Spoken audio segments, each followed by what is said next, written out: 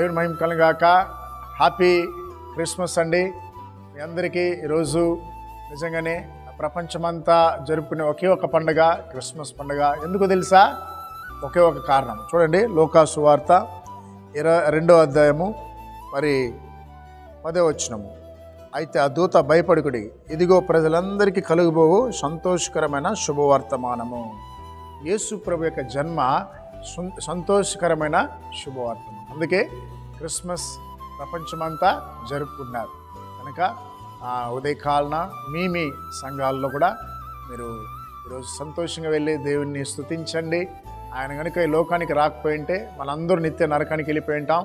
కనుక దేవునికి ఆరాధన అర్పించండి. ముఖ్యంగా మన నుంచి ఆయన ఆశించేది ఆరాధన. అలాగే మీకు వీలైనంత వరకు ఒకవేళ సంఘంతో చేస్తే సంఘంతో కలిసి, లేదా ఇండివిజువల్గా ఈరోజు ఖచ్చితంగా మీరు ఒక పేదవారికి కొంతమందినైనా సెలెక్ట్ చేసుకుని వారికి భోజనం పెట్టండి.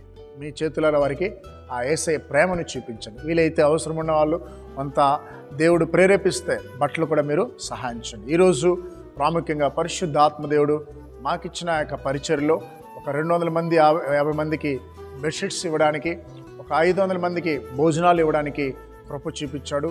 మరి ఈరోజు ఆ కార్యక్రమం కూడా చక్కగా జరగాలని మీరు ప్రార్థించండి. దేవుడు మిమ్మల్ని మీ కుటుంబాన్ని దీవించిన గాక.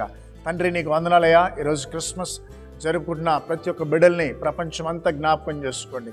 ఇంకా రక్షణ లేని వాళ్ళు చాలామంది ఉన్నారు. వారందరూ రక్షించబడి నిత్య రాజ్యానికి వారసులు అవడానికి సహాయం చేయమని అయ్యా ప్రభా. ఈ యొక్క సమయంలో నా తండ్రి, ఎవరైతే నా ప్రభా అయ్యా తండ్రి రక్షణ లేకుండా ఉన్నారో వారందరూ రక్షించబడాలి నా ప్రభా. ప్రతి ఒక్కరు అక్కర తీర్చమని యేసు నామములో ప్రార్థిస్తున్నాం తండ్రి, ఆమేన్.